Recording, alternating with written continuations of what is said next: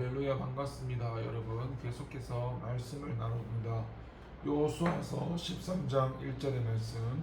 여호수아가 나이가 많아 늙음에 여호와께서 그에게 이르시되 너는 나이가 많아 늙었고 얻을 땅이 매우 많이 남아 있도다. 여러분 하나님의 일은 하나님께서 친히 하십니다.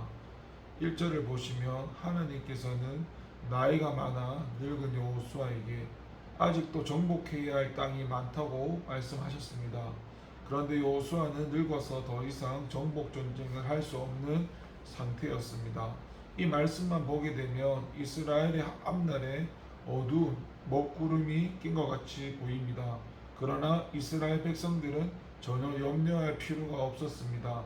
왜냐하면 6절을 보면 하나님께서 친히 그들을 이스라엘 자손 앞에서 쫓아내겠다고 말씀하고 계시기 때문입니다.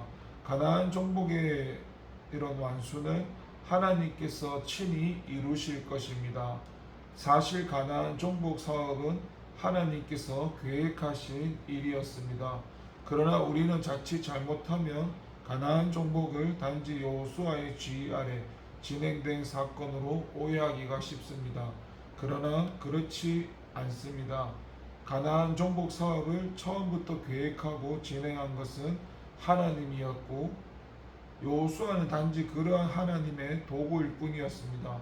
이는 여리고 정복 과정과 아이성 정복 과정을 통해 분명히 알 수 있습니다. 하나님의 일은 하나님께서 친히 이루신다는 것입니다.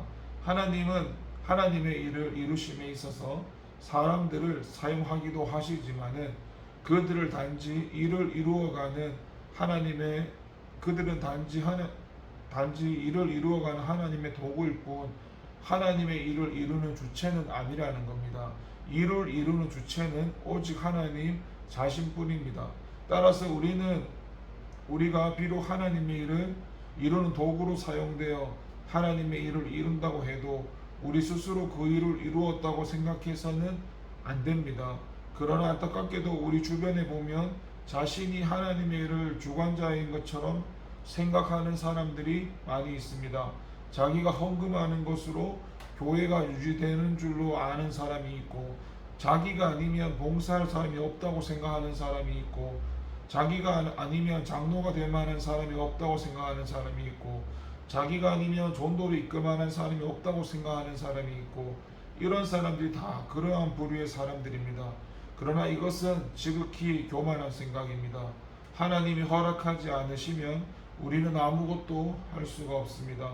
그러므로 우리는 하나님의 일을 하나님께서 친히 이루어 가시고 우리는 단지 그의 도구일 뿐임을 겸손히 인정할 뿐만 아니라 미련하고 보잘것없는 우리 자신을 들어서 하나님의 일을 이루어 가시는 하나님의 은혜에 감사하는 자세를 가져야 할 것입니다.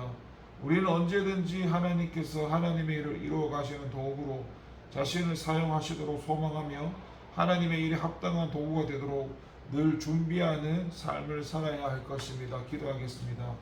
하나님의 일은 하나님께서 친히 이루어 가십니다.